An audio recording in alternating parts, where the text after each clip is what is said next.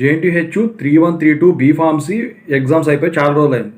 So ఇంతకుముందు చాలా updates ఇచ్చాను. పేపర్ వాల్యుయేషన్ సంబంధించింది కూడా ఇచ్చేసాను. ఇక ఇది వచ్చేసరికి మ్యాక్సిమం ఇది ఫైనల్ అప్డేట్ అవ్వచ్చు. సో దీని గురించి అయితే చెప్పబోతున్నాను అనమాట. ఈ పేపర్ వాల్యుయేషన్ పరిస్థితి ఏంటి, ఈ రిజల్ట్స్ ఎప్పుడు వస్తాయి ఏంటని చెప్పేసి, ఈ ఫెయిల్యూర్ క్యాండిడేట్స్ పరిస్థితి ఏంటని చెప్పేసి. ముందుగా అయితే ఇంతవరకు ఈ ఛానల్ సబ్స్క్రైబ్ చేసుకున్న వాళ్ళు ఎవరైనా ఉంటే సబ్స్క్రైబ్ చేసుకుంటే వీడియో లైక్ చేయండి, షేర్ చేయండి. మీకు హ్యాండ్ డౌట్స్ ఉంటే కాల్ మీ 4 ద్వారా కాల్ చేయొచ్చు. తెలుగు ఇంజనీరింగ్ ఎడ్యుకేషన్ టెలిగ్రామ్ ఛానల్లో జాయిన్ అవ్వండి. ఇక టాపిక్లో పెడితే ఏంట్రా బాబు అంటే JNTH 3132 B Pharmacy paper valuation R22, R17, R16, R15 వాళ్ళది కంప్లీట్ అయిపోయింది.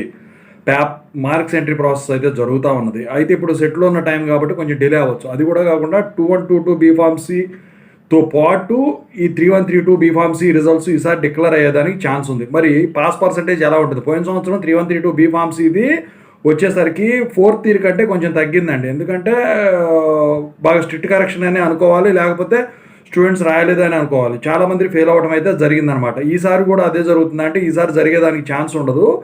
ఫెయిల్యూర్ క్యాండిడేట్స్ తగ్గేదానికి ఛాన్స్ ఉంటుంది. మొత్తానికి రిజల్ట్స్ వచ్చేసరికి మేలో రిలీజ్ అవుతాయండి.